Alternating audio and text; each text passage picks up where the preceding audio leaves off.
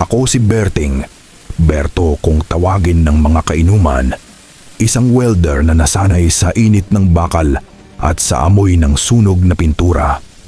Tubong Camarines Sur ako, pero matagal na akong naninirahan sa Albay dahil dito ako nag-asawa. Dito ko binuo ang pamilya ko. Dito ko rin nakilala ang mga taong hindi ko akalaing magbabago sa takbo ng buhay ko. Lalo na si Gibo. Sa baryo namin, kilala ako bilang tahimik pero palangiti. Marami akong kaibigan, mga mangingisda, driver, tindero sa palengke at mga kapwa ko trabahador. Sa labas ng bayan, mas lalo. Sanay akong makihalubilo, pero sa lahat ng nakilala ko, si Gibo ang pinakaiba. Isang magkakarne si Gibo sa bayan. Malinis magtrabaho, mahusay makipag-usap at tila may kakaibang alindog sa mga tao. Malapad ang balikat, laging nakaitim na damit at may mga matang parang laging may sinusukat sa kausap. Hindi siya palabiro, pero hindi rin suplado. Tahimik lang, nakikinig. At kapag nagsalita, maikli at matalim ang mga salita. Naging magkaibigan kami dahil sa alak. Sa una, simpleng inuman lang sa likod ng karinderya malapit sa palengke. Tanduay, kaunting pulutan at usapang buhay. Pero habang tumatagal, may mga bagay akong napapansin sa kanya. Mga detalyeng hindi agad mahahalata ng iba. Alam ko ang lihim niya. Hindi niya kailanman inamin sa akin at hindi ko rin diretsong tinanong.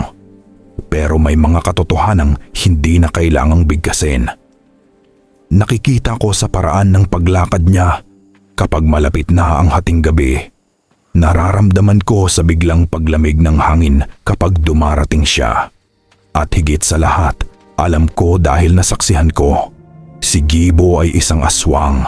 Hindi siya yung tipong nananambang sa buntis o pumapatay ng bata. Hindi siya halimaw sa paningin ng karamihan. Sa katunayan, kung tutuusin, may kakaiba siyang uri ng konsensya. Hindi siya nananakit ng malusog, hindi siya pumapatay. Buwera na lang sa mga matandang malapit ng bawian ng buhay. Sa amin may tawag doon, duno. Kapag nagduno ang aswang, ibig sabihin, malapit nang mamatay ang tao. Hindi ito marahas, hindi ito madugo. Parang pagdalaw lang ng kamag-anak sa huling gabi ng may sakit. Ngunit sa ilalim ng katahimikan, may nangyayaring hindi nakikita ng mga mata. Naaamoy ni Gibo ang nalalapit na kamatayan. Para raw itong hinog na prutas, matamis, mabango, handa ng malaglag. Kapag may matandang nakaratay sa banig, mahina na ang paghinga at sinabihan na ng doktor na maghanda na ang pamilya. Doon siya dumarating. Tahimik. Minsan, sa pamamagitan ng manipis na anino sa bubong.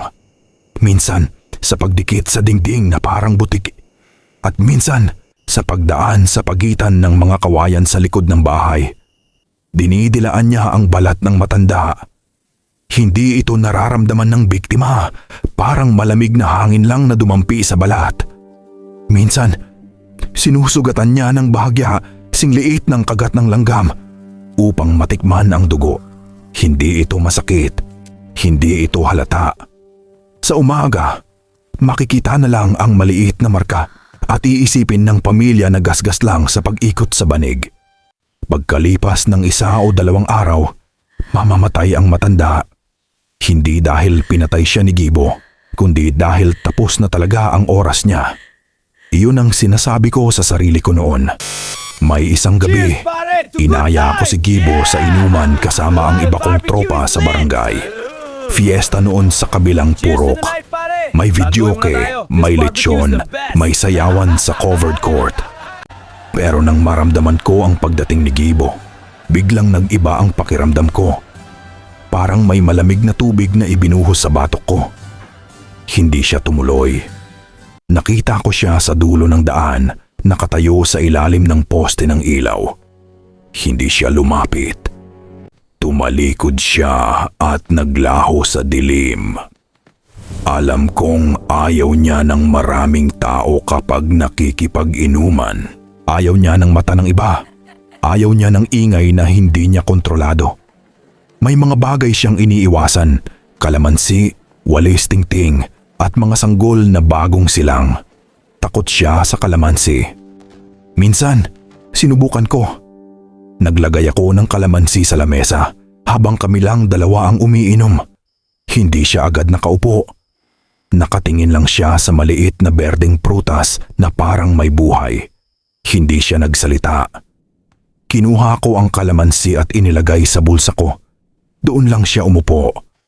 Habang tumatagal ang pagkakaibigan namin, mas lalo akong nahahatak sa mundo niya.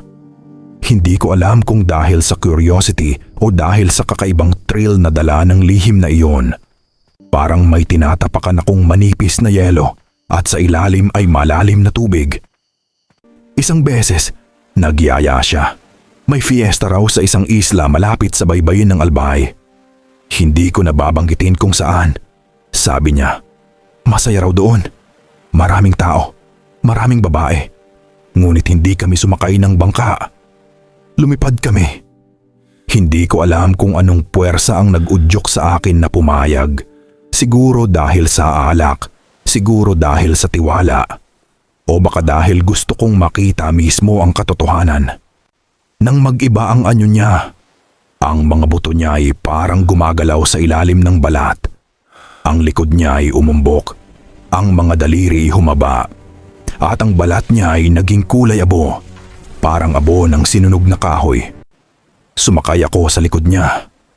Narinig ko ang pagkaluskos ng pakpak, malapad, parang sa paniki, pero mas makapal. Nang umangat kami mula sa lupa, naramdaman ko ang paghigpit ng hangin sa dibdib ko. Pagdating namin sa isla, dumiretso kami sa sayawan. Bumalik siya sa anyong tao, parang walang nangyari. Pumasok kami sa gitna ng ilaw at tugtog. Nakihalubilo. Uminom, tumawa. May mga babaeng napatingin sa kanya. Ngunit habang tumatagal ang gabi, napansin kong may ibang ningning ang mga mata niya. Hindi ito yung karaniwang pagnanasa. May hinahanap siya. May naaamoy. Bandang 12:00, bigla siyang nawala sa tabi ko. Hinabol ko siya sa likod ng barangay hall sa may madilim na bahagi kung saan may lumang bahay na kahoy. May narinig akong mahinang pag-ubo mula sa loob. Isang matandang babae ang nakahiga sa papag. Walang bantay. Doon ko siya nakita, nakadikit sa kisame, parang malaking butiki. Ang ulo niya ay nakabaliktad, nakatingin sa akin. Sa ibaba, ang matanda ay humihinga ng mabagal. Wala siyang sinabi. Dahan-dahan siyang bumaba. Hindi ako gumalaw. Parang nakapako ang mga paa ko sa lupa. Nakita ko kung paano niya idinikit ang mukha sa leeg ng matanda. Isang mahabang paglanghap, isang dila na manipis at madilim ang kulay ang dumausdos sa balat. Paglabas niya ng bahay, tumingin ako sa kanya. Sa unang pagkakataon, may nakita akong kakaiba sa mga mata niya. Hindi gutom, kundi takot, at tumakbo ako paalis. Kinabukasan, nabalitaan ko na buhay pa ang matanda. Ngunit makalipas ang 2 araw, namatay rin siya. Doon nagsimulang magbago ang lahat. May mga pagkakataon na hindi na lang matatanda ang naaamoy niya. Isang gabi, habang umiinom kami sa tabing dagat, bigla siyang natigilan. Nakatingin siya sa direksyon ng barangay. May mali, sabi niya. Sa sumunod na linggo, isang lalaking nasa 40 anyos ang biglang nagkasakit. Walang malinaw na dahilan. Malakas pa siya noong nakaraang buwan. Ngayon, nakaratay. Nararamdaman ko ang tensyon kay Gibo. Parang may humihila sa kanya. Parang may utos na hindi niya kayang suwayin. Sinundan ko siya isang gabi. Sa bahay ng lalaking iyon, nakita ko siyang nakatayo sa labas, nanginginig ang mga kamay. Hindi siya agad pumasok. Parang may pakikipaglaban na nagaganap sa loob niya. Ngunit nang marinig niya ang mahinang ungol mula sa loob, nagbago ang anyo niya.